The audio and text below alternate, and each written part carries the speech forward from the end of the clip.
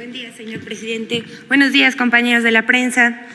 El combate a la corrupción es el sello distintivo de la cuarta transformación de la vida pública del país.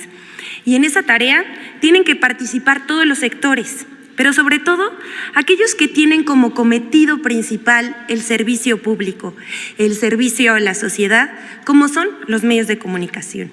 En efecto, la construcción, fortalecimiento y defensa de la democracia pasa por la depuración del aparato gubernamental, envilecido por el neoliberalismo y la corrupción. También en cuestión está el papel de los medios de comunicación, que en muchos casos han justificado o callado el despojo y la mentira. Así se convirtieron en cómplices del saqueo y la manipulación en contra del pueblo. Hoy en México ningún medio ni periodista puede llamarse amordazado, ni desde el gobierno de la República se pagan por silencios o adulaciones. La prueba más clara de la libertad de expresión, de la libertad de prensa, de la libertad que gozan y ejercen los medios, son los diarios ataques, muchas veces plagados de diatribas infundios en contra del presidente de la República, sin que haya otra respuesta que el argumento veraz, la exposición de motivos clara sobre los proyectos y la exposición de mentiras en que incurren un día sí y el otro también. Así que va nuestra humilde contribución en este proceso. Iniciamos nuestra sección. Mentiras para cambiar percepciones sobre la economía y el Aeropuerto Internacional Felipe Ángeles. Los días 27 y 28 de octubre, diversos medios de comunicación publicaron que las acciones de la Bolsa Mexicana de Valores de la compañía Volaris habrían caído tras el anuncio de que volaría del Aeropuerto Internacional Felipe Ángeles hacia Tijuana, Baja California y a Cancún. Entre los principales medios que publicaron esa información fue El Universal, Milenio, MBS Noticias, Reporte Índigo, Eje Central, Latinos, El Economista. Consignaron que Volaris habría perdido 6.41% en la Bolsa Mexicana de Valores. Esta información no es verdad. Desde el pasado 22 de octubre, las acciones de la aerolínea sufrieron bajas. Sin embargo, no solo en el caso de Volaris, sino de otras empresas de aerolíneas internacionales como American Airlines, Delta Airlines y Southwest. También tuvieron tendencias a la baja en la Bolsa Mexicana de Valores. Las razones de este decremento son el riesgo por rebrote de la variante Delta Plus del COVID-19.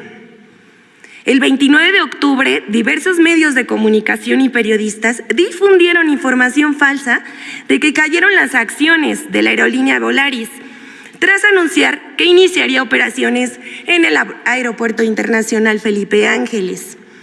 Los datos fueron utilizados de manera engañosa por la coincidencia entre el anuncio de Volaris de que operaría en el Aeropuerto Felipe Ángeles y la tendencia de la industria por COVID-19. El director general de Volaris, Enrique Beltranena, desmintió la información y detalló que después de un amplio análisis concluyó que será viable y más barato volar por el Aeropuerto Felipe Ángeles. Pero como siguen enojados con lo del aeropuerto, por eso inventan medios y periodistas.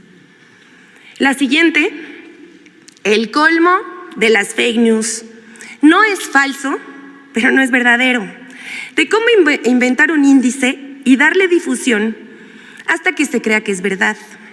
Aquí les contaremos cómo una organización de Estados Unidos coloca a México como uno de los países más corruptos y cómo la difusión de esta calificación se usó para atacar al gobierno de Andrés Manuel López Obrador. Fue toda una operación.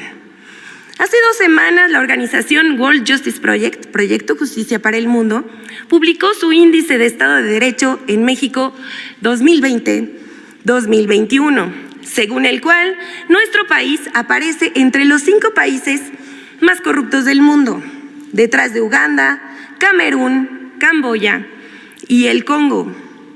El informe coloca a México en el lugar 135 de 139 países evaluados. En América Latina y el Caribe, México aparece en el último lugar. Y desde ese momento no pararon en difundir en medios y en redes sociales, repitiendo el dato de la corrupción a la menor provocación, citando a comentaristas, conductores, analistas, académicos, periodistas y opositores. Pero ¿de dónde salió este índice multicitado? ¿Cómo se elaboró y quién lo financió? El Índice de Estado de Derecho en México se elabora desde hace 3 años. Casualmente, al mismo tiempo que López Obrador llegó a la presidencia de la República. En 2018, el World Justice Project evaluó a 133 países y colocó a México en el lugar 92. Un año después, en 2019, la organización evaluó a 126 países y colocó a México en el lugar 99. Y en 2020 pasó al lugar 113 de 139 en el índice general. Primero comentamos el dato más escandaloso. México cayó 9 lugares. Al respecto, los lugares de México han variado porque cada año se incorporan nuevos países al estudio. Para 2020, el World Justice Project incluyó 13 países nuevos, casi los mismos lugares que México se movió en la lista. Así que ese dato tan celebrado no es digno de ser tomado en cuenta. En segundo lugar, el índice no es un estudio exhaustivo, es el resultado de la consulta a un pequeño grupo de analistas, empresarios, organizaciones patronales, académicos, organizaciones no gubernamentales, que en casi todos tienen animadversión hacia el gobierno del presidente Andrés Manuel López Obrador. Aquí vemos a los colaboradores. Por ejemplo, hay gente de Coparmex, Transparencia Mexicana, el IMCO, México Evalúa, la Universidad Anáhuac, la Escuela Libre de Derecho, Cinépolis y Proyecto México Posible, entre otros. Entre los especialistas que ayudaron para la conceptualización y elaboración del índice del Estado de Derecho en México pueden observarse a personajes como Edna Jaime, de México Evalúa, Juan Pardinas, del IMCO y director del periódico Reforma, y Ana Laura Magaloni, del CIDE. El Índice de Estado de Derecho en México es patrocinado por el World Justice Project, organización estadounidense fundada en 2006 por el abogado y empresario William Holrick, que durante casi 25 años fue el principal asesor legal de la compañía Microsoft en diversas polémicas mundiales. La World Justice Project, que tiene oficinas en Washington, Seattle, Singapur y México, se presenta como una organización sin fines de lucro y cuenta con el apoyo de 21 aliados estratégicos. En México, la World Justice Project apoya a diferentes organizaciones como México Evalúa, Causa en Común, la Red Quinte Poder, incluso a instituciones como el Tribunal Electoral del Poder Judicial de la Federación. Así, el estudio de opinión, que coloca a México como uno de los 5 países más corruptos, está financiado por una organización estadounidense y los especialistas consultados son esencialmente opositores del gobierno. La oficina del World Justice Project en México es dirigida por Tim Kessler, quien ha sido consultor del Banco Mundial y jefe del Programa de Competitividad de México en la USAID, una organización vinculada al Departamento de Estado de Estados Unidos, que de acuerdo con periodistas de distintos países, tiene un perfil intervencionista contra los gobiernos que no se alinean a las políticas de Estados Unidos. De acuerdo con testimonios de personas que han trabajado en la World Justice Project, en esta organización, lejos de estudios económicos y sociales imparciales, se llevan a cabo productos informativos, montajes y producciones para hacer ensombrecer al gobierno que encabeza López Obrador. El World Justice Project ha celebrado convenios de difusión con el consejero presidente del INE, Lorenzo Córdoba, quien incluso ha presentado como si fuera propio el estudio. El Índice del Estado de Derecho, World Justice Project, también tiene acuerdos con gobernadores opositores como Diego Sinué Rodríguez de Guanajuato. Mediante una compleja red de colaboraciones con diferentes personajes de la vida pública, el World Justice Project ha logrado abrir espacios para encabezar foros, conversatorios y mesas de análisis para difundir la idea de que México es un Estado fallido.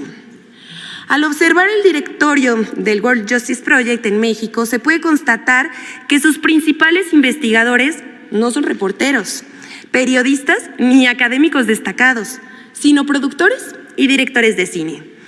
El abogado del ITAM, Roberto Hernández, director del documental Presunto Culpable, es el investigador senior de la World Justice Project y representando a la organización estadounidense suele ofrecer conferencias al lado del empresario Gustavo de Hoyos, expresidente de la Coparmex, para difundir el trabajo de esta asociación.